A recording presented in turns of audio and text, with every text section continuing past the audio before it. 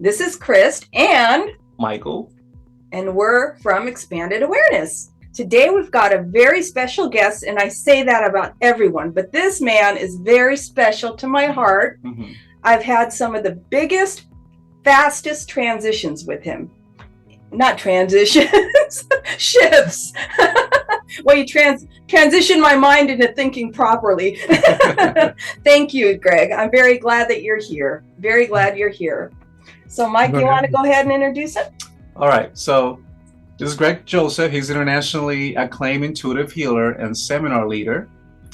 Gregory has traveled around the globe to heal people of seemingly incurable diseases and many disabling physical and mental conditions. That's great. He has facilitated healings for international dignitaries, physicians, celebrities, and people just like you and me. Yes. Okay, so Greg, we've talked before, and we talked all about me. So now let's talk about you. Yeah. I'm curious. Our audience is curious too. Yeah, everybody's curious. What got you into healing? Well, a while ago, I came up as a carpenter and into the world, and I graduated into building homes. Christ, I think I call your name, and my last name's Joseph, and I think, there's something going on here. There's Christ and Joseph. You know what? Our last name is De La Cruz of the Cross. Of the Cross, I know. And there's Jesus, Joseph, and Mary, so I like to play them. Right. But actually, I was really happy building homes. I just loved carpentry. People thought I had sawdust for brains because that's all I ever talked about. I was happy. I was fortunate to find what I loved in life. You would have thought I might have run a restaurant since my entire family's Greek, but I found my calling in carpentry, working with nature and wood and things of this nature. Mm-hmm. I got married, had 2 beautiful children, which I was told we couldn't have children. So I started really understanding that we had not to have to listen to people like that. We could really make up our mind and change realities. But a little while later, about my children, like 2 and 3 years old, my wife was diagnosed with a brain tumor. And that really took our attention. I didn't believe them because they told us we couldn't have children. Oh, yeah. So I set out to see what I could find to help her heal. All those people I used to laugh at as a redneck, nail-bending, cursing contractor, I then sought their attention because allopathic medicine had sent her home to die. And so they'd given her 2 weeks to live. We actually got 11 more years. 11 years? Wow. That's amazing. And I went to India, went to Thailand, the Philippines. I stayed on ashrams, and I just sat at the feet of the masters. And something that I came away with that was really important was it wasn't woo-woo. It isn't something that only certain people can do. Everybody can do this. It's about knowledge that has been stripped from us in favor of other people's opportunities. Okay. And so when I started learning that, I started realizing that we are all healers. We are all in this game. Okay. One of the early experiences I had, somebody had introduced me to a program called LifeSpring. She was my neighbor, actually. She realized I wasn't laughing or having fun anymore. Oh. And so she said, I want to bring you to this place, because maybe it'll help you out. And I remember going there. I'm still a redneck contractor, and this woman up on the stage said something so touching. I just started bawling. I couldn't stop. And I realized that I had to get involved in this program. Okay. I did. And then I found out who made the program, a fellow named Alexander Everett. And I also heard he was coming into town. Now, I'd been going through this program for about 5 years because I had been in a very deep depression when all this happened. The market crashed. I lost my business. My wife was dying. I thought, man, I don't want to touch anything else. It's going to, I was really scared. I even forgot I had a family, and I have a loving family. Wow. And so I went there, and they said that Alexander was coming into town. I said, well, I've got to go. I don't care what I'm doing. I'm going to go see. And I had a dream the night before I went in. And it was that I was running in the hall and I was late, and I smacked right into him. Oh my God. That was my dream, you know. So I said, well, I'll get there very early and I'll sit in the front row and everything will be fine. Well, I did. And then I had to go to the bathroom. No. So I went out and I realized I was late and I started running and I came around the corner and smacked right into him. And I'd never seen him before. I didn't know who it was, you know. So I said, oh, I'm terribly sorry. He grabbed both of my hands and he looked straight into my eyes. And he has these, you know how some people have those blue eyes that just go forever, you know, and Yeah. into my eyes. And he was about 6'7" or so. So he's looking down at me and he said, young man, he said, you need to stop whatever you're doing and get on with your healing abilities. And I thought he was crazy, you know. Yeah. I had no That's idea. what you were thinking? No, I was thinking. I couldn't, you know, I was still a contractor. I was still, you know, building homes and doing things like that. So it was hard for me to get into it. But what he had taught me was about spiritual healing. When I went into that class, I realized something that happened that took us beyond our senses. Now, this is saying something that, well, I'll give you a great example. You're driving in the car and you get somewhere and you don't remember how you got there. You don't remember the streets. You don't remember anything. All your senses were working, but you didn't have to pay attention to them. Your spirit or your inner guide, what I would call your I am presence, maybe a lot of people call it that, guided you. Not only you didn't hit a car, you didn't hit a house, or you didn't hit somebody else, or God forbid hurt somebody, but you actually used that spirit to get where you're going. So when people say, what's the spirit? Like, what's a spiritual healing? It's going beyond our senses and getting into this place called I know. And it's like I always tell people when we're working, I say, you know, the heart has no questions. Your brain has no answers. And to most people, it's backwards. Yes, well, you the know, school system. we were trained to do that. We were trained not to pay attention to our intuition. Remember, years and years ago, they burned women at the stake because of their intuition. You know, yes. And they didn't want men doing that now, for heaven's sakes, you know, which is that female energy. It's that knowingness and quieting our mind. See, like most people meditate, they think they're going into this place of quiet. What we're really doing is separating ourselves from the noise of the outer world so that we can hear our own voice. That's a good way to say it. Yeah. Yeah, it's like it's in there. Alexander had taught me, and then I'd learned in India, I heard it over and over again, that every cell in our body has all of the knowledge of the entire universe. Wow. We just need to be quiet enough to listen to the part of that universe that we need in that moment to make things happen. You see? And this works with everything. And I've worked with a lot of people with, you said it earlier, with very debilitating disease. They have had cancer. That's one of the bigger ones. And but it can go into friendships, into marriage, into just plain enjoying life and not feeling disconnected, which is happening a lot right now. A lot of the people that are coming now, anxiety, depression, and feeling disconnected or lost. Feeling empty. So that's kind of the trends you're seeing now? Yeah, that's what's happening now. It's, you know, and here's what's funny is those are some of the easier ones. And it's funny, I'm saying that I just remembered, if I could tell you a story, there's one little boy came, I'm going to leave out his name and all, but they brought him to me. He had degenerative bone disease. And he was 6 years old. And they had brought him to me kind of on the sly because their parents didn't really, you know, adhere to this kind of work, this spiritual healing work.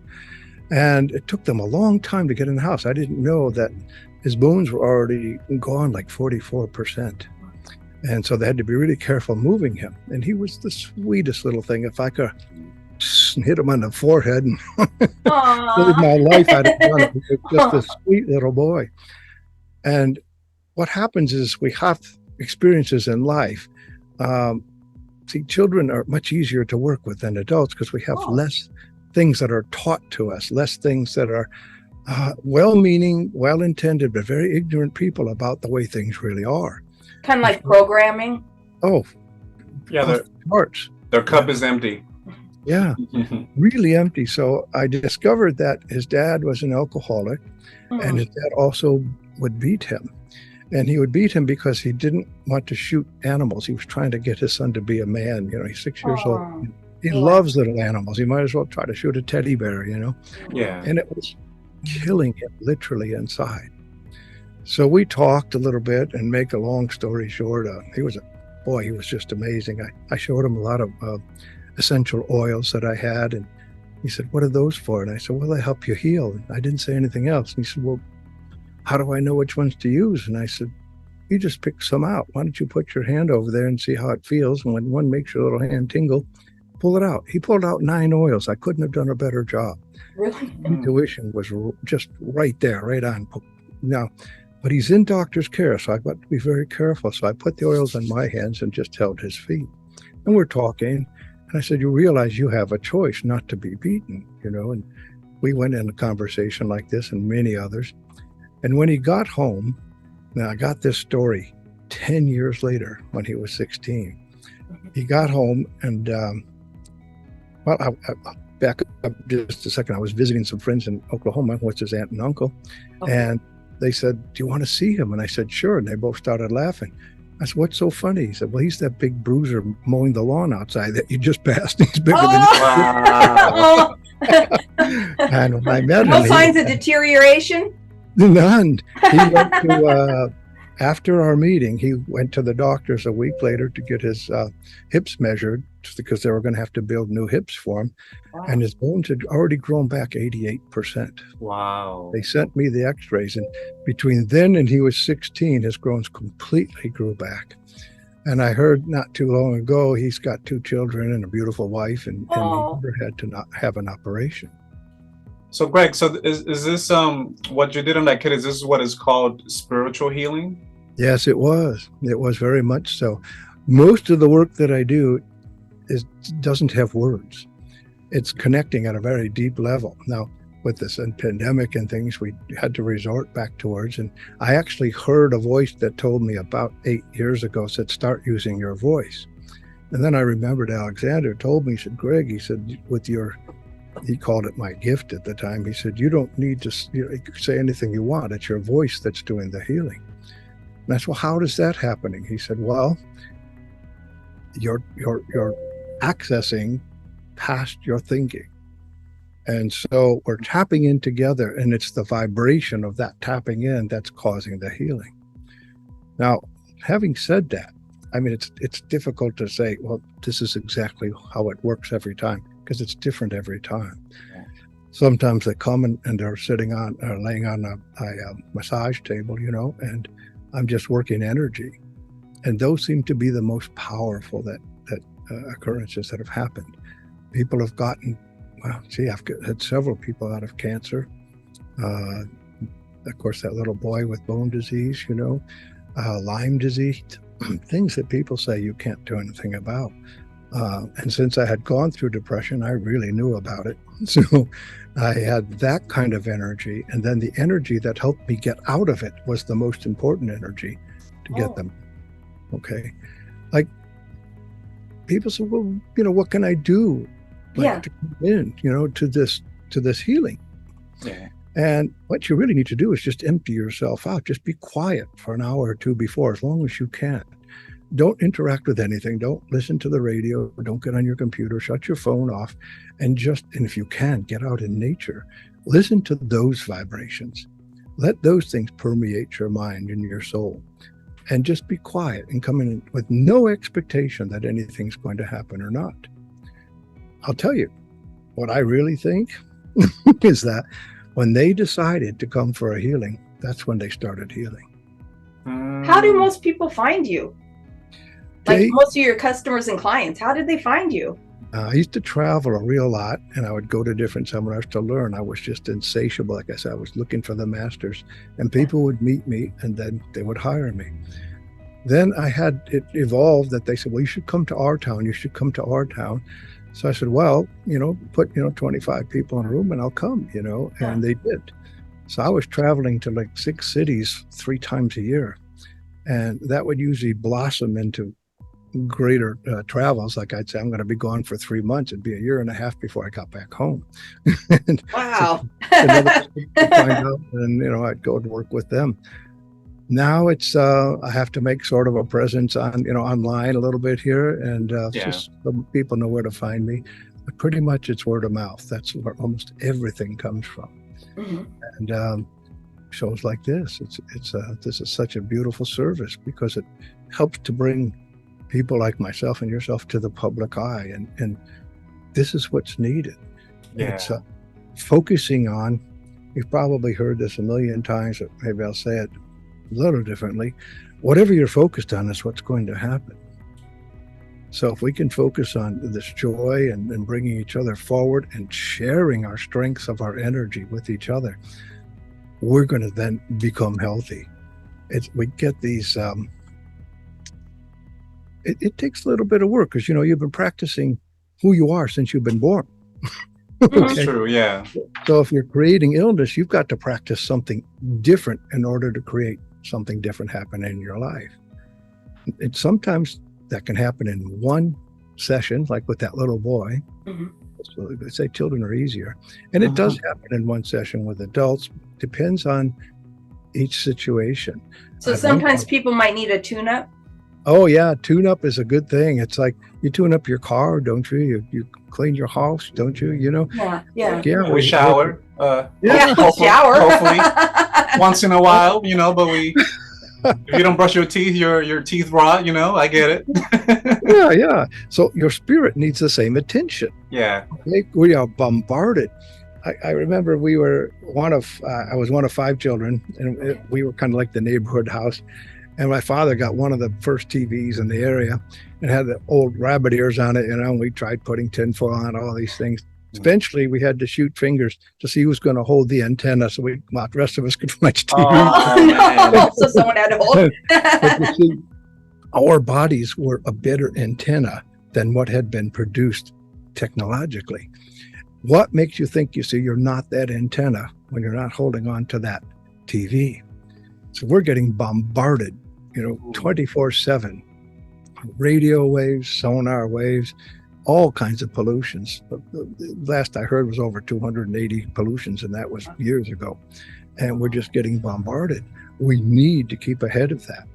Greg, is there anything we can do to control what comes into us? Yeah. I mean, half the time we're on auto mode, like you said, and don't know how we got places. I mean, how on earth can we, Yeah, what tools would you recommend, or?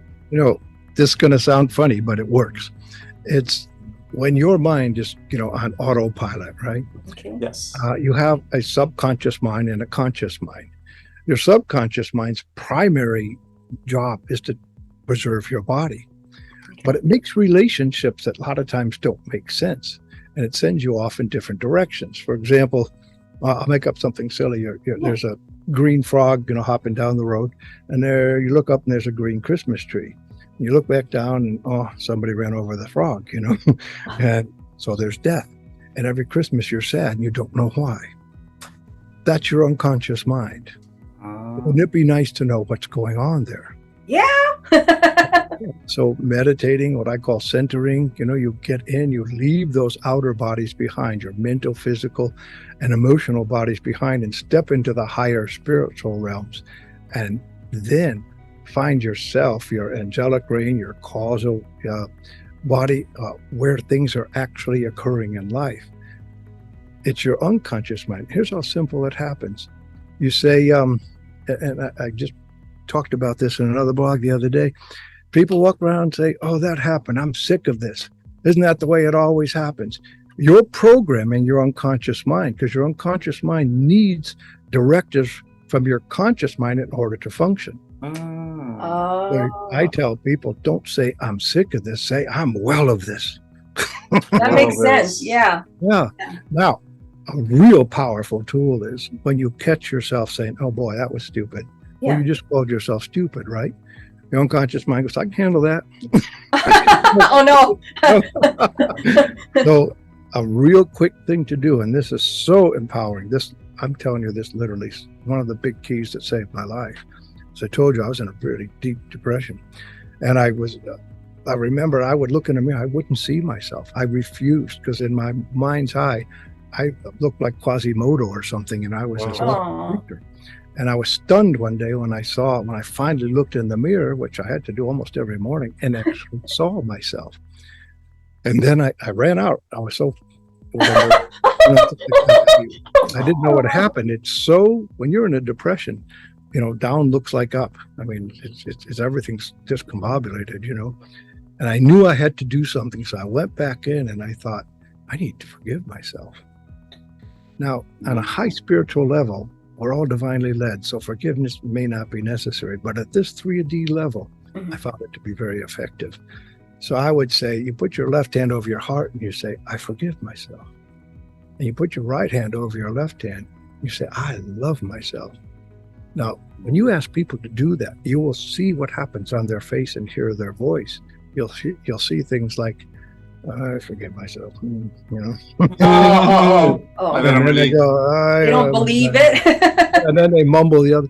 But one sometimes will be stronger than the other. Now, instead of saying, well, gee, you didn't do good on this one, you say, wow, I get that you really love yourself. Let's work on this forgiveness thing. Because if you really loved yourself, you'd forgive yourself. And if you forgive yourself, you'd really love yourself. It's a win-win no matter how you pile it. This is something we can do I thought I was going to have a concave chest. I'm walking around like this all day, Oh. We have about 1,740 thoughts a minute.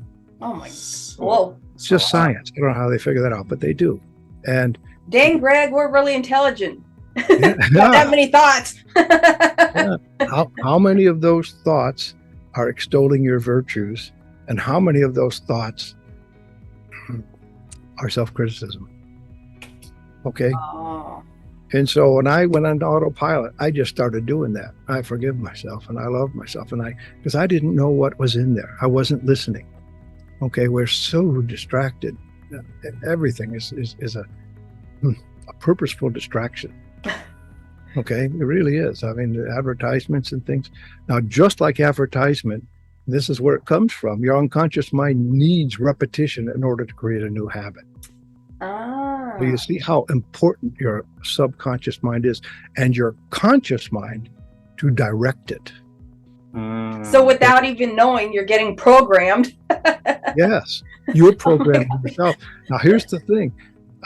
Everything that occurs in your life is created by a thought. Yes. Or it just can't happen. Okay, wouldn't it be nice to know what your real thoughts are? Yeah. So if you're sick, but you don't know the thought, you don't know that association like the frog, forgive it. Now, here's the trick.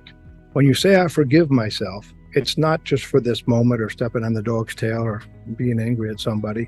And incidentally, one outburst of anger could take about 6 months to undo the effects of that. Okay. So what you want to do is like you forgive yourself from the time you were born right to now, unconditionally, because everything's connected. If you want to heal yourself, that's a really good way to get started. It's a way, like in this industry, if you will, we're the last thing that people want to spend money on, themselves. Oh, okay. I see. Yeah. I remember I was in Indiana and this I was watching this gal come up to the door, and she pulls up in her Mercedes. She's Gucci'd from head to toe. She even had a parasol. And I'm watching her come up and she knocks on the door. And I open the door and she doesn't come in. And I said, well, what are you doing? And she said, well, I just bought a cruise. So I was wondering if you could do your healing for half price. And I thought for a minute. And I said, I'll tell you what, I'll do it for free. And I shut the door. There you go. Healed. Did she get the message? Better healing. You see? Sorry, that's funny. I want her to see her priorities.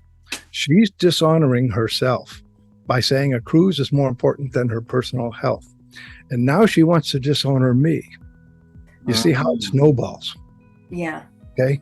Now I might say, if I was angry about that, I might say, well, the next person's got to pay double. Oh.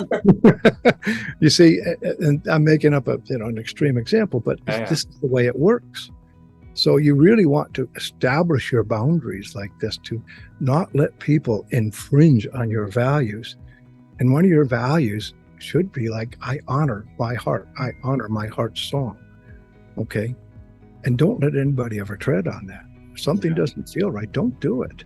Walk the other way. It's like, I'm not, for example, the right person for everyone. If you walk for me, it's fine. I just really wish you do find somebody. And make sure that you take care of yourself, So these are some of the ways that you can manage your unconscious mind, heal yourself on a daily basis, stop the negative chatter. Okay. Now, I said everybody, everything that occurs to us, every event that occurs in our life is preceded by a thought. I'm going to add something that sounds kind of weird, and it's not your fault. I'm saying you're responsible and accountable for your actions, and it's not your fault. 24/7, we have been bombarded. Take us out of our hearts. Okay, so we're only supposed to know what we see, what we hear, what we feel, what we taste, and what we touch. There's so much more. Your unconscious mind, for example, operates best as a complete whole. So all those come together and outspits the truth, but you don't pay attention to anyone individually. Yeah. Okay. And this is a very, very powerful tool.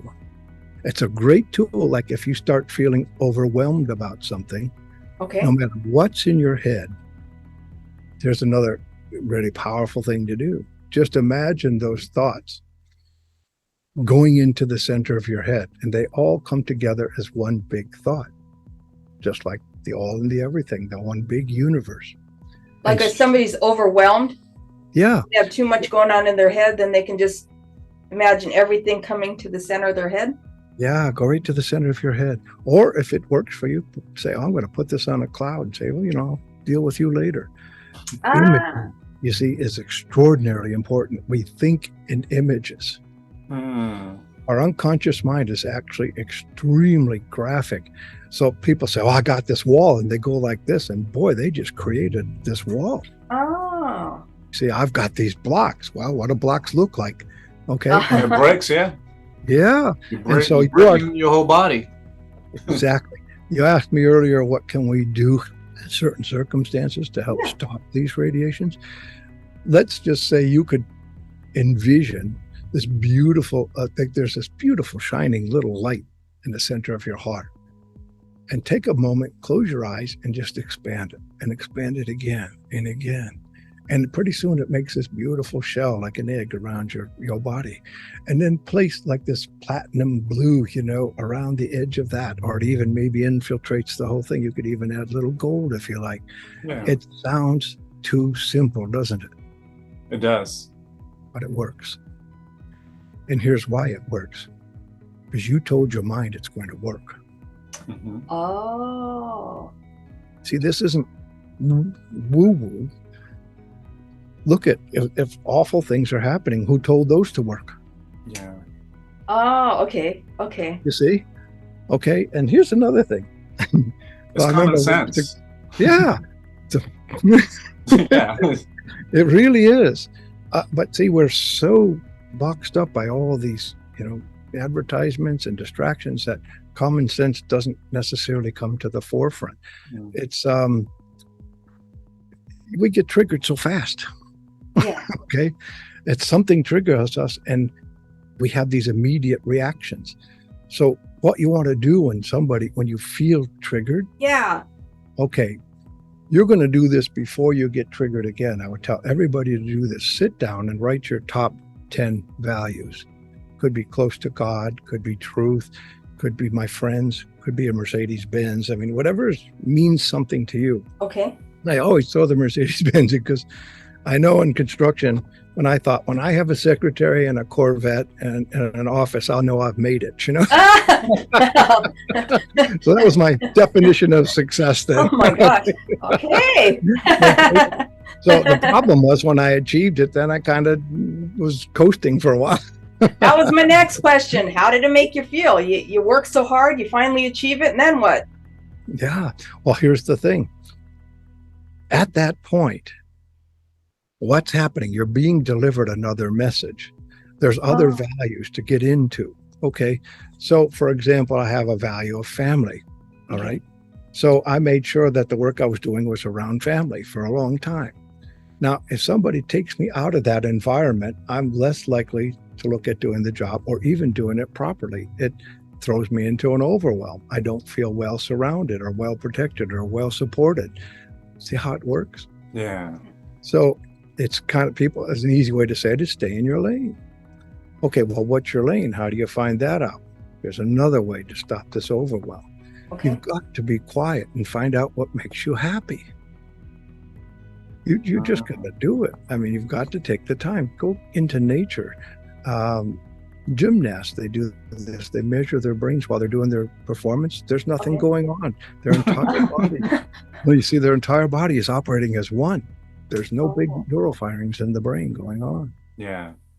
You see, so you've got to get in there and find out what's going on. One of the ways to get there is to start writing down what's important to you.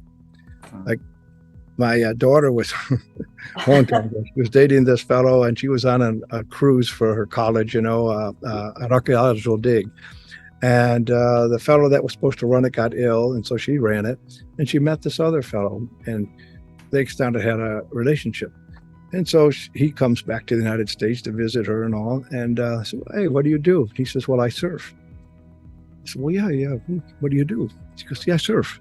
I said, well, where do you live? So this fellow lets me build a lean-to on his property in Hawaii, and I surf.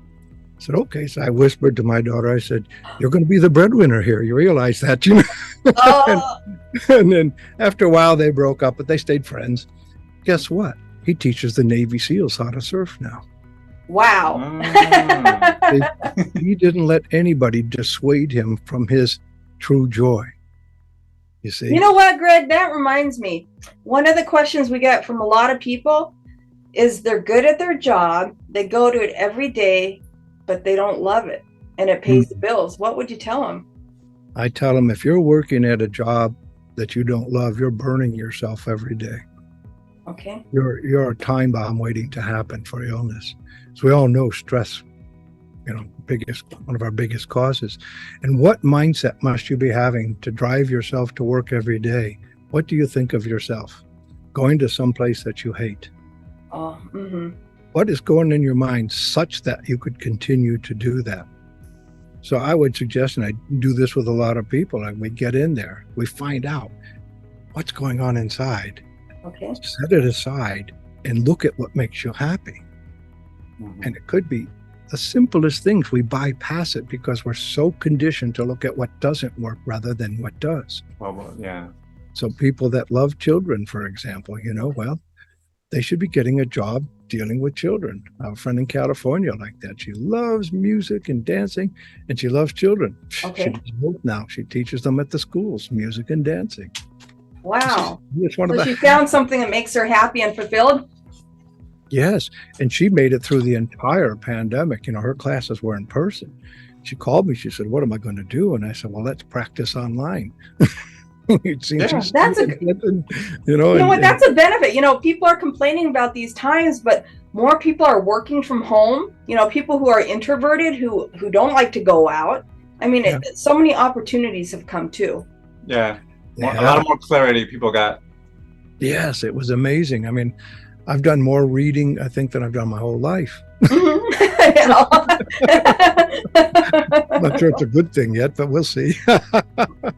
But see, when you don't go out and express your true self, you're giving your power away, because what that means is you're following somebody else. There's a little thing we changed not too long ago. It's like, instead of saying I understand, you're standing underneath somebody else's position.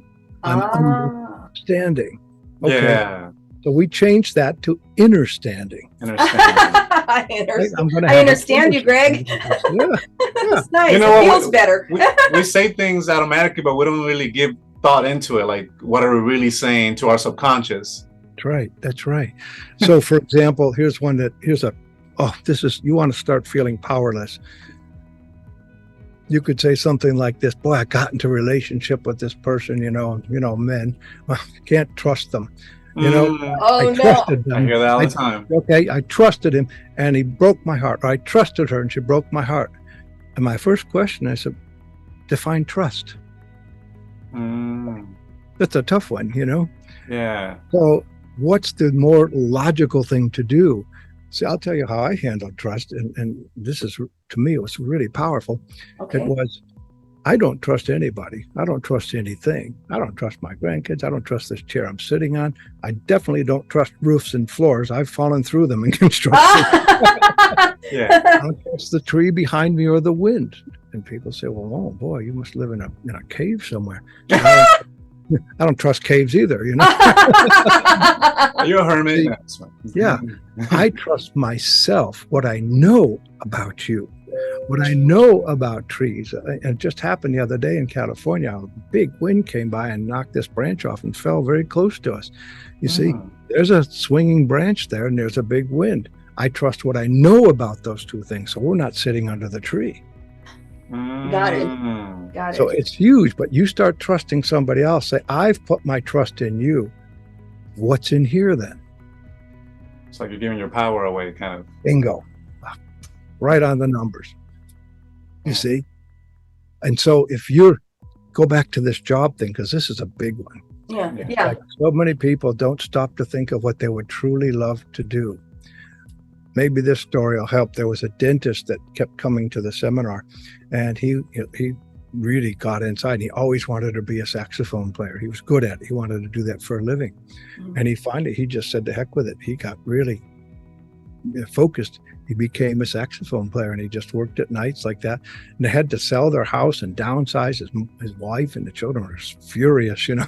They couldn't have expensive toys and all this. And a year later, he came back, and so, you know, he looked really beautiful and happy. His children and wife came with him. So what happened? He goes, well, first it wasn't too great. But we're so happy now because I'm happy. My wife's happy. The children are happy. We're doing happiness, you know. And when he stopped what he didn't love and started what he did love, and can you imagine all the years he spent trying to be a dentist? Yeah. You should be a doctor. You should be a lawyer. You should. He talked about that with his parents, you know, upbringing. And here he became one against his will. He gave his power away. Now, would you want to live doing something you hate and bringing that home every day? Greg, I wouldn't want to live with someone like that. That's for sure. Yeah, think about it, you know, and it's like, this is why it's so important. That's why meditation is so important in our lives, getting centered, letting the world go about its business while you go inside and see what your heart's telling you. Yeah. I'm a surfer like that young man, you know. There was another group of college kids that were making sandcastles, huge ones, like the size of a house. And it's all they were doing. They got kind of lost in it. And everybody was telling them, geez, you're wasting your lives. Well, all the hotels in Florida then hired them to do these big sandcastles because it attracted business. They did what they loved. They made a fortune. Wow. You see, this is what we have to do. Do what you love. Everything else will follow. Do what you love. Yeah. I like that. So that's kind of backwards. That's kind of leading with your heart versus your head. Yeah. Well, and let's change it. That's kind of forwards. Yeah, that's forward. Yeah, that's right. That is the way things are going. You just brought up a really good point. Notice when you ask somebody a question, and maybe there's a little stuttering, and they ask again, and you say, did you go to the store yesterday? They'll say, no, I went there. And they have this word no in front of every sentence. Yeah. Did you take care of this? No, I took care of it. What does that mean? We have been trained to live in opposites. Okay? We've got to really start paying attention to our language. You have a beautiful relationship here. I mentioned that in the text here. I saw your pictures there. A lot of people put happy things on there, but no, there's a joy in you too. It's unmistakable, and it's beautiful, and the connection's beautiful. I can see the energy coming together, and it's like you're doing what you love. Yeah. How's that making you feel? And how's that making the people around you feel? Like, I was really excited to be in this energy. This is beautiful. Now, I'm excited to be in this energy. Imagine if people were happy all over the place, everybody would be excited and come to them. It's contagious. Yes, the world would change. Two things motivate people. Yeah. Joy and fear. Yes. Okay. So which way do you want to go? And fear mostly is just the unknown. This is it. And imagine they go to work and they get overwhelmed. I've given like several things already to say, this is how you get out of overwhelm. Okay. Now, don't go jumping around. I don't tell people, go quit your job tomorrow morning and, and make sandcastles, But it's like, take the time. Like when I transitioned from building homes into just full-time healing, I still was building homes for a while. Then I would take little jobs here and there. Then I only worked for family, and then I just did healing. So I allowed what I was doing in love to then support myself. Okay, I wasn't going to just cut this off and stop and go try to do something else. Now, one of the things that saved me was I never understood how it worked. Explain that. Yeah, explain that. I'm confused. Yeah, I couldn't understand it because I would be sitting in class, and then next thing I know, like there'd be lots of people they're kind of fighting to sit next to me.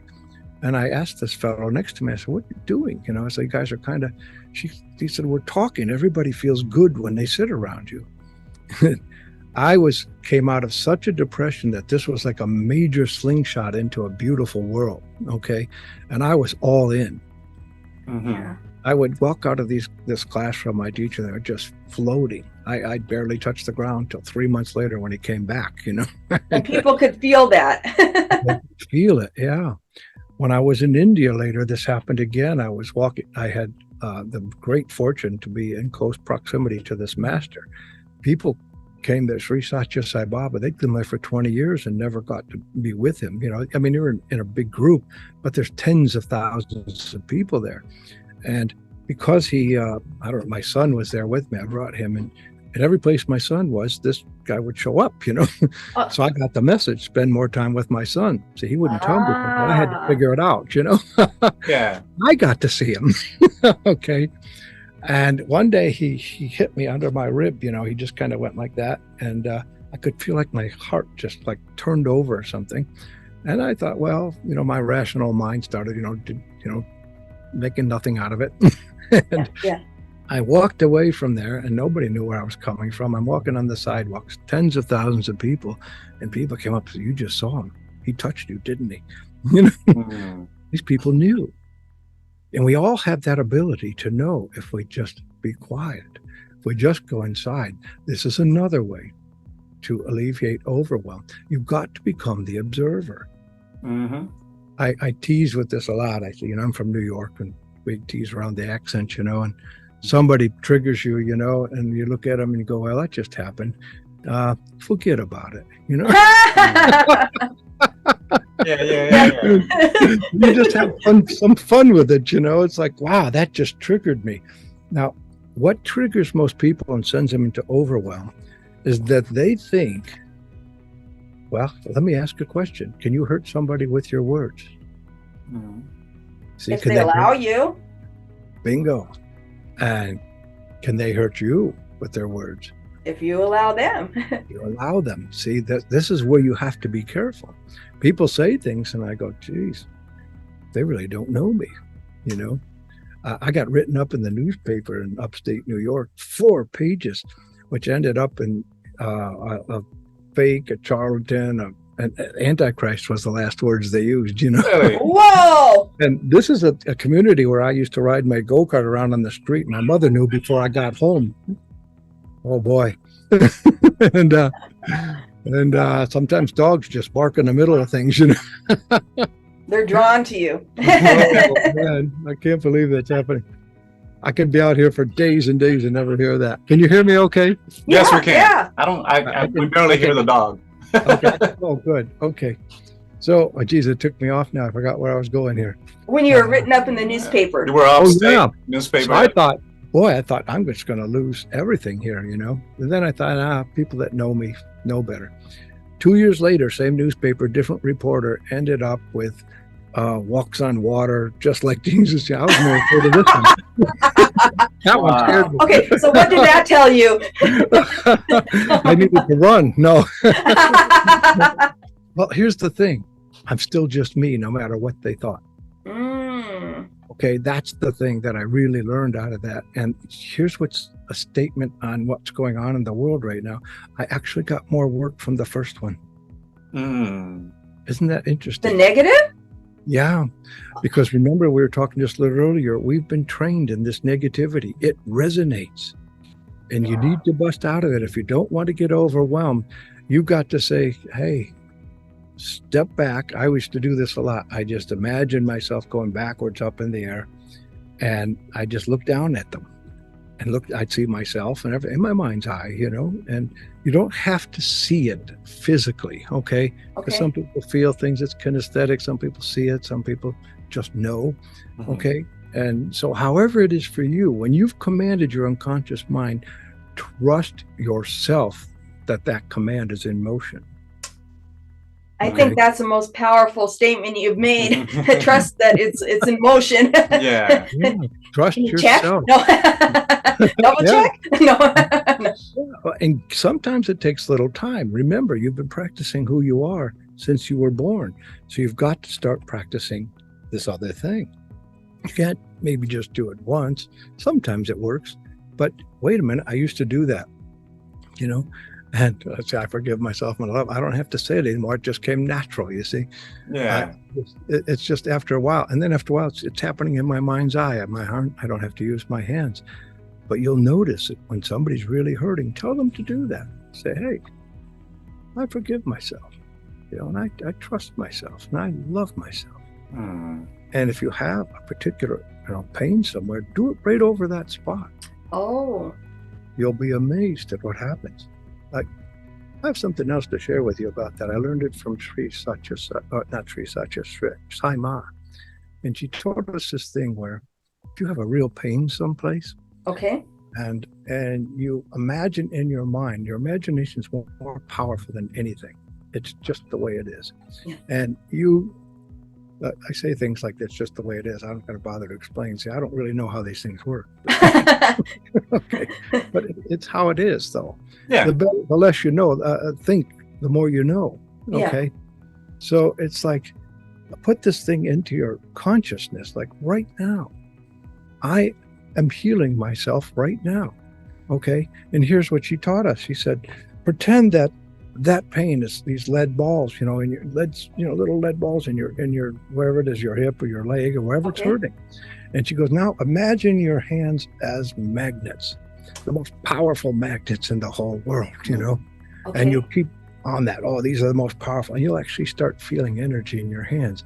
And then when you're led, you put your hands over that pain and hold it there. And you feel that those magnets pull that pain out of your body. And you'll feel those little lead balls come from everywhere in your body, not just where you put your pain, because it's not just there. That's where the symptom is showing to you. Doesn't mean that that's the origin. See? So by holding your hands there, though, you're pulling those, just imagine it coming from everywhere in your body. Then without leaving your body, you drag your hands up over your heart and let your heart transform it into healing energy. Then you can almost instantly get out of pain. That's a good This way. is how powerful our hearts are. We used to do, a friend of mine, he was teaching us how to use our heart energy. Okay. And he says, somebody you should probably have on the show here. I'll text you all his information. Oh, sure. He said, I need a volunteer, and I knew who he was, so I ran up on the stage. You're like, yeah! Made it with two other ladies that made it up. He got about 30 feet away, and he was showing us how to use our heart energy. He goes, now watch this. And he sat there, and he goes, and we all went back like 3 feet. Whoa! Well, we know you. We know you're a nice guy. Maybe, how about you do that again, but we'll keep our eyes closed so we don't know when you're doing it, Yeah. Let's see what happens. He said, well, I didn't have to do this. I just, let the crowd know that I was doing it then. Yeah. So he did it again. We closed our eyes and we all went back 3 feet. Hmm. And that's how powerful your heart is. Exactly. Wow. That's how powerful we all are. Okay. That's the bottom line. If I was to tell you, well, there's nothing else to tell you. You have everything already within you.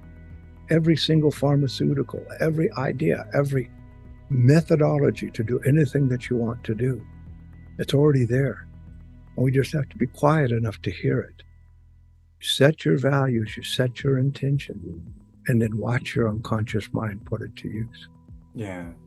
On Thursdays, 3 times on Thursday, Okay. I do what's called the gatekeeper effect. And what it is, we used to do these things, we used to call them circles of light many, many years ago. And we Okay. kind of stopped doing it. And then Lynn McTaggart brought it back in. She called it the power of 8. It's a whole different process with her. So we said, wow, she's proved this etherically. She said, Isn't she a remote viewer? many things, yes. Yeah. I remember. Yeah. Okay. She's pretty amazing. She said that PhD, she set out to prove that our what we're thinking had nothing to do with our health, you know. And, she found exactly the opposite. It was really neat. So she kind of woke up a lot of people. She's got a huge following. So I said, let's get these back in gear. We call them the gatekeeper effect. Now, gatekeepers bring knowledge from different dimensions and help people out Okay. through our hearts. Okay. So we put somebody in the center. We had to have an intention like, I wish to be cancer free. And we set all of our attention on their intention. Okay. And then we are silent for about 8 or 10 minutes and we just allow it to happen. We bring it down into our hearts, let it unfold like a flower. And you can do this anytime you want with anybody. The reason why we have so many people is because our brains wander. Okay. So at any given moment, somebody is on it. Okay. Yeah. So, Yeah. That makes sense. okay. And that was kind of her finding with the 8. We were doing a 12 because we thought it was a really biblical number and all these things. But the truth of the matter is, anything is powerful if you say it is. Yeah. No, that's true. Number, you know? And if it is to you, then yeah. So you could be at a stoplight and do this with somebody. Now, like somebody that's in need. We actually have people that have gotten out of cancer, that have found their soulmate, gotten married. I mean, you can't believe the most beautiful things that are happening. And it's all about tapping into your own heart, allowing that to speak. It's not a mental process. And here's what's amazing. When you're doing those healings, you get what's called the rebound effect. Okay, what's that? That means you're getting a healing too. So you're sending a healing out and you're receiving energy back. The universe is an equal sign. So you put something out, you're going to get something back. And it might not be from that person. Exactly. Could be from anybody in the group. We're sharing, we're connecting all together in this way. Wow. See? So it's a beautiful thing to do. We have so many things we can do. I find out things all the time, like through my self-shelf books every once in a while. Usually I see somebody that doing something and I think, oh, I could do that. Yeah. You know, and we can, if you say you can. Well, Gregory, what can people do? Let's say because we tend to be like a byproduct of our surroundings, you know, like what can people do that aren't even, they're not surrounded by this, you know, positivity. They're all constant, you know, where they live, where they're at is all negative everywhere. How can people, first of all, become aware that there's a different way, and what can they do to get out of that? To kind of break free. Like break free from that bubble.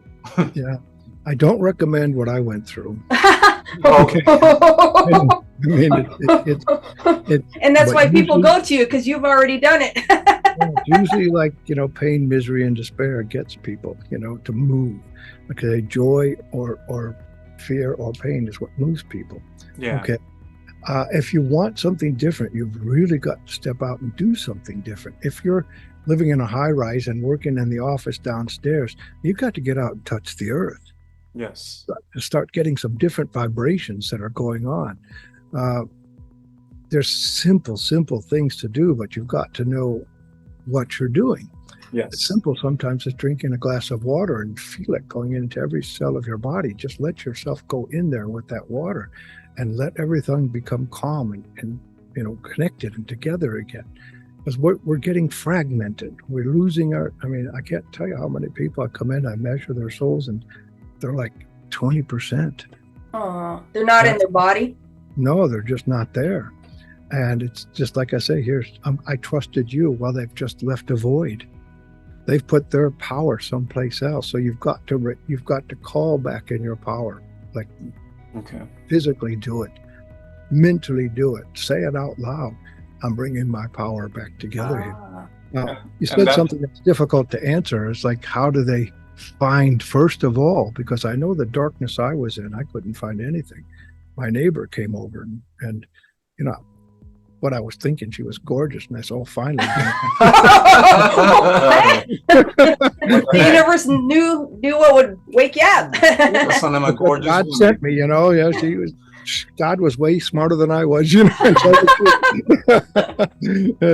she knew I needed help, and she knew I was lonely and depressed, and all of these things. And so, here she is at my door, and she said, and she was the one that introduced me to those programs.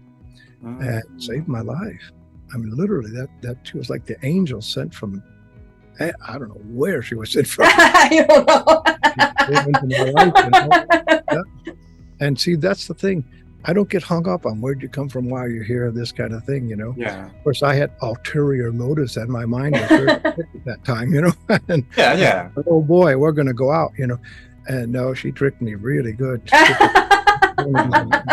That's the one I wound up crying, I just couldn't stop crying, and it changed my life. Now, sometimes you've got to call like that. That's like a 911 call. I was really stuck.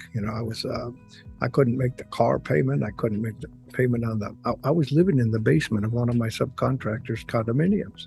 Oh, and I'd gone from owning all these cars and houses and things and building big, beautiful homes down to that.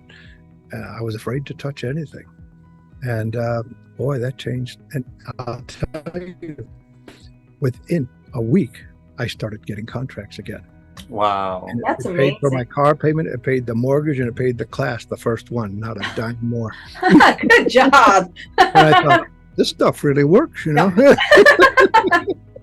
And that's really what turned my head around. Sometimes it takes a good friend. And I would say, if you know people that are really stuck, invite them to something you like what you're doing now. Yeah, I like that.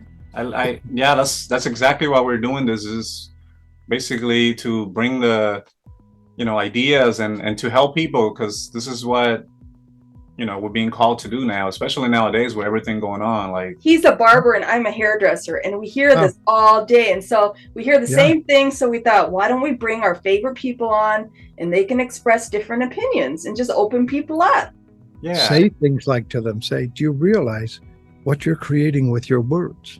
You don't have to say you're wrong. Don't ever, right, wrong, good, bad, it's all a perspective. It's all subjective.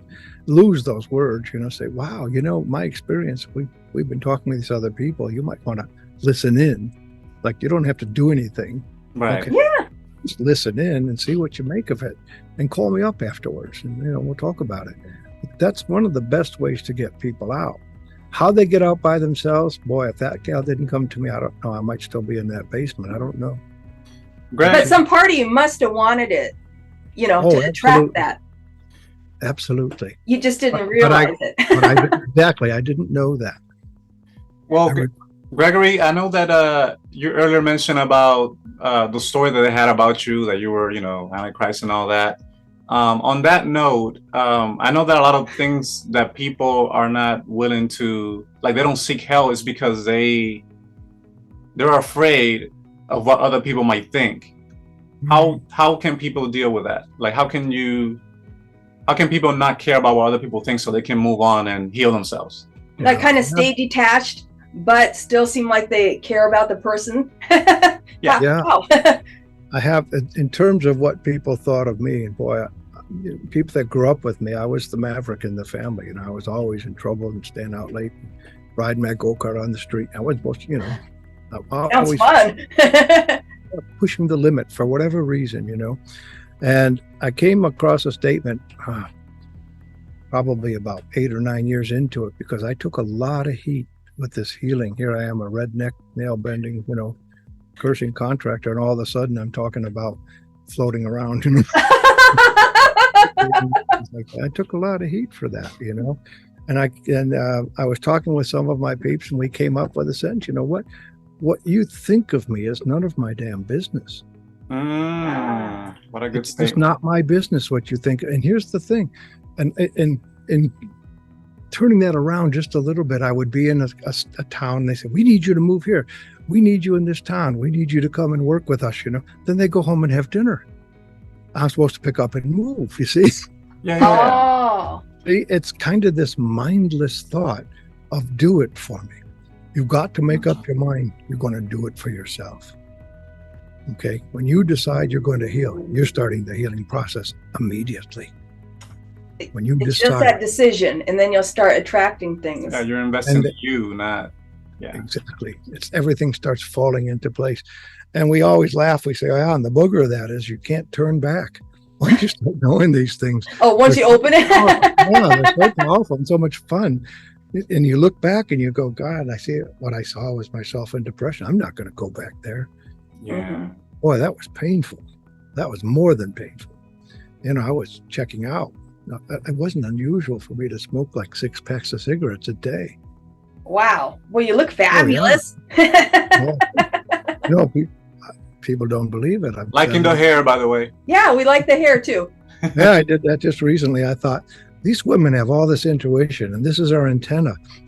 Oh, your antenna needs to be bigger. Yeah, so I'm going to do an experiment, and I'll just let it grow, see if I get any wiser, Well, you sound wise to us. You feel wise. It's a good world. This is really good. We are at the precipice of I see, we're paving the way for the next generation. Yes. This is like the quintessential time of good against evil. We're going through it right now. Alexander told me this like 40 years ago, what was going to happen, the breakdown of the financial system, of the political system. Told you that? System. 40 years ago. Yeah, he told us about the rainbow money 40 years ago that they're making now that's going to replace our currency. Yeah. It seems to be. I mean, they're even talking about it on the news and things. Mm-hmm. I said, wow. It's just, I wish I'd grasped it better then. I'd have been a little bit more prepared. Yeah. I still think I'm pretty prepared. But, my friends and I will sit around and we're trying to figure out how could we create a world that everybody could be happy in. And we just stress over it. And finally, we did this big meditation. We came up with the answer. It's not our job. Oh, wow. The children behind us, we've opened the door. They're coming in with so much knowledge. They are. Isn't it amazing? I talk to kids all the time while I'm cutting the hair, and it's like the things that, Yeah. they seem wiser. They definitely are. Yeah. Oh, good Lord. Even, it's a funny thing, like, that when they ask that Supreme Court judge, how do you tell if you're a woman or something like that? Oh, I remember that. Yes. Remember that? And she says, well, I'm not a biologist. And I was sitting there, my son and my grandson, he's 11. I said, just tell her to look down. My grandson lost it. He laughed for half an hour. That was good. That was good. It's really that simple, though. I mean, Thank you. We're transitioning through a different stage. Like, we're going from being scientific minded to heart centered. What can we do to kind of train our minds to accept joy, be motivated by joy instead of having fear run our lives? Yeah, it's funny how you just answered the question. It's like, what brings you joy? Head in that direction. Do it. It's like the woman that came in Indiana. She's not feeling good, but a cruise is more important. You've got to reestablish your priorities. Okay, what's more important? Is my joy more important, or is what the money I'm making to buy things more important? And missing all these days of work. Yeah. You've got to take a look at it. Do you think people are just? Do you think there's an addiction to pain and fear? Like, because you can show people or tell people, hey, what makes you joyful? But it's like a lot of times they're just like touching a hot stove. That joy freaks them out. Like they really get a high from that pain and that fear that it's like it's taking over their whole belief. Now, this is going to sound funny, but I'll say it this way. Remember about 2 or 3 years ago, all you could see on the news the movies was zombie movies, right? Yeah. These non-feeling entities, right? And this is what I call foreshadowing. And they're showing you don't need to do anything. You see, there's a feeling is better than no feeling. Oh. Okay, is the idea that I think, and I might be wrong, that they're using. And it's like, so somebody would rather feel bad than nothing at all. That makes sense. It's easier to catch somebody's attention with something shocking. Got it. Yeah. And shocking to us is, somebody gets run over, somebody gets killed, somebody gets, it's difficult, and so that takes our attention. When we feel good, and let me reframe that somehow here. Let me think about this. No, let me reframe that. Let me go deep inside, see what comes up. It's all right. Yeah. When we experience something, I just bring it down into my heart. What's my answer to this? Mm-hmm. Should I be here? Should I walk away? Should I go forward? Should I argue? Should I fight? Is it time just to leave? Okay. And you've got to ask yourself this question. You've got to say, I'm going to step inside here a minute. Now, what I noticed is most people, when they're talking to you, they're not looking at you. They're looking all over the place and saying all these ridiculous things. Why? They're picking things out of the air, these boxes they set up in their brain and trying to make sense, what we call logic. I call it like illogical indiscretions, It's like they don't always fit the truth. They can be wrong, okay? Use that word. They could be missing the mark is a better way to say it, okay? You've just missed the mark. You can take your arrow out and shoot at the bullseye again, and hit the mark. Yeah. So you've stepped out of line a little bit with your own values, okay? Keep coming back to that. Oh, here's my value, truth. This guy's talking or this gal's talking and it feels weird. And you can say something. Do you really believe in that? Or, boy, tell me more. It sounds logical, but I can't make any sense of it. Could you, help me here? And this is a really good way, instead of attacking and saying, well, that's stupid, or this is, or wrong or right, or however you want to say it, ask for help. Okay. And so, because maybe there's something in there, they just can't articulate it. And maybe it is all just baloney and they'll get to see it.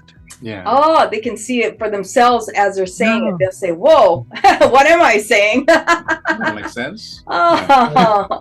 Things was to say was, hey, I see how that might work for you, but help me out here. I don't understand how it works for like us or myself. Like, I don't get how this works. And it's kind of like, I hear what they're saying. All right. But I'd like to bring them. Sometimes you've got to hit somebody with a 2x4, and sometimes you got to have a little feather. That'll heal them. Mike, if you feel pain in your toe, we'll hit your head. Yeah. Does your toe hurt? No, my head hurts. You don't even notice. But Greg, you know what? We watched your documentary the other day. Oh yeah, let's move on to that. It was really, really good. And I was thinking, this is amazing information. How many years did you take preparing for this? That documentary? Yeah. Oh, that documentary, he was a client, the guy that did it. And he was, he had a 9-to-5 job and he always wanted to be a documentarian.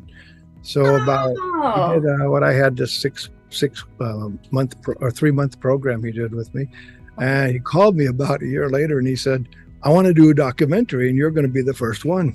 And so he took less hours. He still kept his job, but then he did that. That was his creation. And he said, I said, when do you want to do it? He said, like now. Flew out to Canada and we just did it.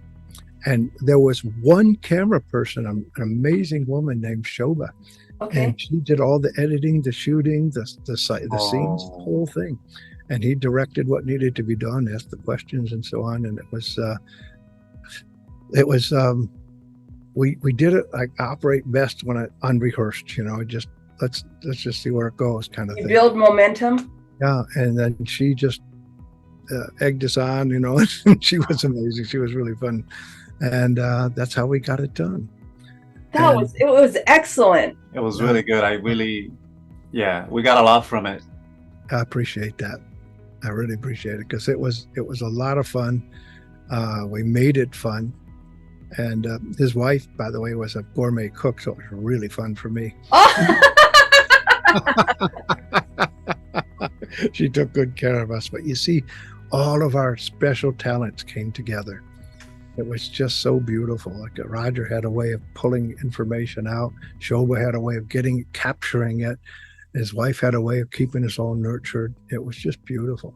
You know, this is how it all works when the intention is clear and everything just, you say, okay, here's what we're going to do. Just flows, yeah. So for our audience, we'll put a link in the description. Is that okay? Oh, definitely, sure. I want to get that out to everybody because it just really opened my heart up. And I feel like something shifted within me through watching it. It was beautiful. I've heard some really good feedback from. I'm so pleased because it's touching people's hearts, and that's what we wanted to do. That's what our intention was in the whole thing. We really want to reach out and touch in a way that creates people to do things, to move a little bit. And we did hear that from a number of people. So I'm so glad to hear that. Greg, would you do us the honor of doing a live exercise or meditation? Because I want everybody to experience what I experienced. Sure. Even though it comes out differently. But what time is it here? We've got time how much time have I got for this? I'm not worried about time. We're over. We went over already. So if you're okay with it, I'm okay with it. Let's see. I could do one. It's the centering that is really corner, and I will do what's called centering short version. The long version is about 20 minutes. Okay. So this one could take about 8 or 9. Perfect. Okay, and it's just as a matter of fact, if you do put the link on there for that, and put my email, people want, I'll send it to them. Okay, because I have it on tape. Okay. We'll definitely do that. Yes. And you can put my email there and I'll send them the centering. And I'll send them the long version. Okay? Really? Oh, that would be so cool. So this would be good to do like in the morning or just before you go to bed? Yeah, the best time to do this is the morning. Okay. Is when you're going to bed, is before a meal, or anytime, like if you're feeling overwhelmed. Once you've done this so many times, and when you hear how it goes, but use the colors of the rainbow, which each has a significant value to our different bodies. So we go from the outer body, the physical, then we go into our emotional body, then our mental body, our spiritual body, and we go all the way into the center of our being like this, using each of the colors. You'll hear how it works.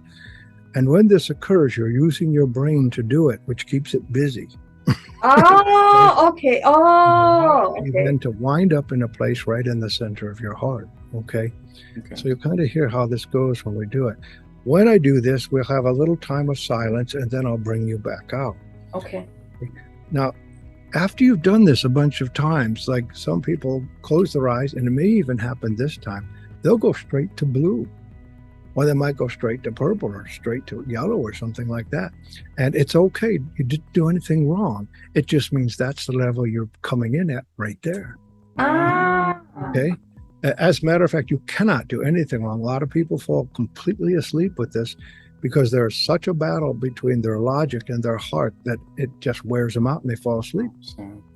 It just happens. But after you do it for a while, you might close your eyes and be all the way at violet, right at the center of your being, in a heartbeat. Okay? So when you practice this, that's what can happen. Okay? Got it.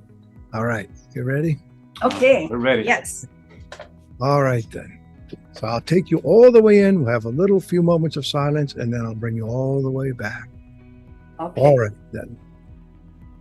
Centering, a short version. I close my eyes for peace and quiet. I straighten my spine or sit in a very comfortable position to increase the energy flow. I just relax. Let go. Relax. To help me relax fully, I first visualize the most beautiful natural red color. Red is the color of the outer physical body. I release and let go my outer physical body. I relax my physical body from head to toe. To help me to relax my body completely, I focus all of my attention with all of my might at the top of my head, and I just relax the top of my head. I wiggle my eyebrows, relax my forehead. This brings me into my eyes. I relax my eyes, particularly the tiny little muscles surrounding my eyes. I just let go. I wiggle my jaw from side to side to break the tension within.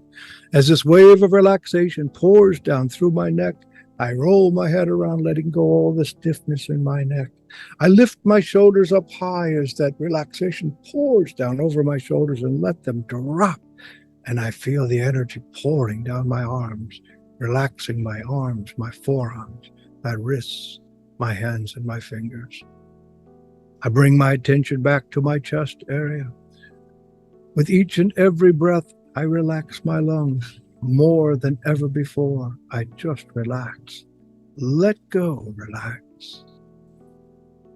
Down into my solar plexus, though I may not know the names of all the organs or where they are, I simply relax all of those organs. I just let them go. I feel the warmth building up deep inside me as my organs begin to operate at peak capacity, cleansing and nourishing my body. I next bring my attention and awareness to my pelvic area.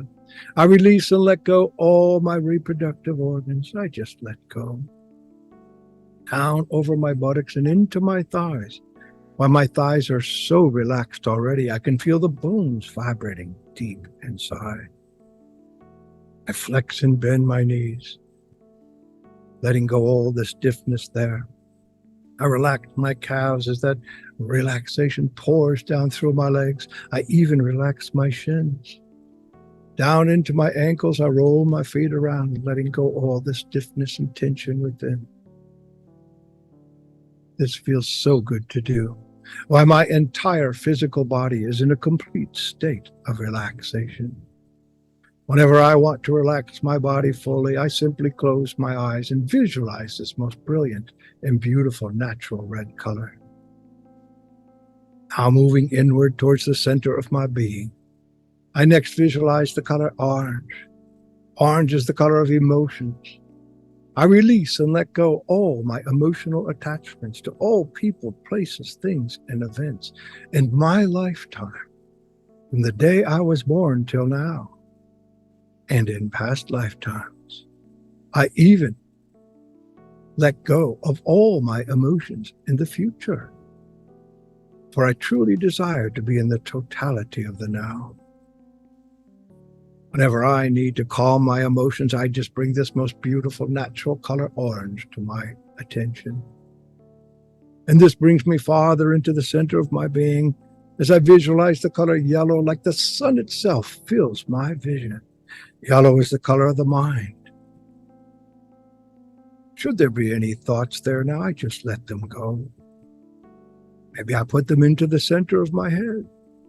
Maybe I put them on a cloud and let them float away. It's okay. I even put the words that say to do that in there. Should any sentences arise or other thoughts sneak back in, it's okay. I forgive myself and send them right back to the center of my head. I still and quiet my mind. Now, having left these three outer bodies behind, I enter the higher spiritual realm and visualize the color green. Green is the color of peace. I feel peace welling up deep inside me. I imagine myself speaking peacefully, being at peace, interacting peacefully. All of my actions done in a very peaceful manner. Why, in this way, I can effect world peace. Peace. Peace. I move even closer now to the center of my being and visualize the color blue. Blue is the color of love, the outward centrifugal force, the energy that creates all things. Whenever I need more energy, I simply step into action, as energy and love are the same. Love truly does make the world go round. I next visualize the color purple like a beautiful purple flower. Purple is the color of aspiration. I transcend all of my senses. I don't think any longer. I don't need my senses. I simply know. I allow all of those to come together as one. I don't guess or say maybe. I just know. I even know that I know. I know that soon I shall be at the center of my very being, the place where all things are known to me. Center, the divine folk, the place of extreme silence. And then I visualize the color violet, like a delicate violet flower. I am now centering myself. I'm at the central core of my being. I am in the energy of the all and the everything. I am connected to all that is. Peace, peace, peace. I take these next few moments in silence and go wherever it is that spirit leads me to go. Peace, peace, peace.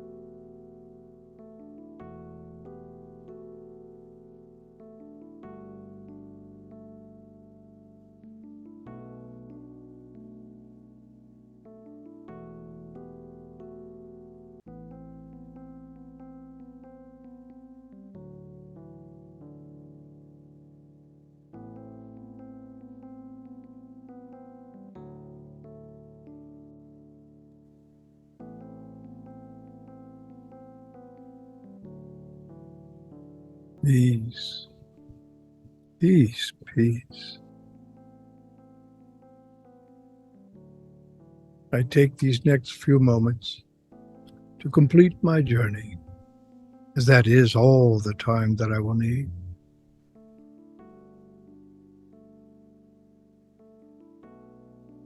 Gently bring myself back by visualizing the colors of the rainbow in reverse sequence, beginning with violet, moving upwards and outwards to purple, upwards and outwards, blue, color of love, upwards and outwards still to green, yellow, orange, and red. I open my eyes. I am enthused. I am enlightened. I am enriched with the knowledge from deep within. I just am. Wow. I feel so wonderful, and my vision is super clear. Yeah, everything's by definition. Yeah, lots of colors. Isn't it nice? Yes. You see how we got out of our thoughts and look how much more alert we are going to our heart. Yeah, I feel way calmer and it feels good. I said, forgiving and loving myself saved my life. This was the other thing. Yeah. I would do it 24/7. I put it on a cassette player, if you could believe that, in a Walkman. Kids don't even know what those are now. And Yeah. I played it 24/7. I had to change my frame of thinking, my frame of being. And that's what it took for me. I was to come out of that depression. Wow. And I had a cool side effect. It taught me how to focus. Oh, yeah. Yeah, Because you don't have all this going on. You're just whatever's in front of you. Yeah, it was really neat. And so I became a really accomplished carpenter because I had such incredible focus. It was really good. Wow. Do you still do carpentry? No, I haven't done that in a while. Some of my relatives, when they want something, I did my cousin's kitchen a while back, but I don't usually do it for other people anymore. I have been thinking about it. Greg, you know what? I want to thank you so much from the center of my heart for making such a difference in our lives. Yes. And for being on here with us and spending your afternoon with us. Thank you, Greg. You're always welcome into our show, man. Anytime. So I'm so honored. It's such a good thing. I'm so grateful for this opportunity where we can help people out. We get to at least one that's going to affect another and another and another. That's how I see it. Yeah. Yeah. This is how we do it, and I am so thrilled. Yeah. Thank you.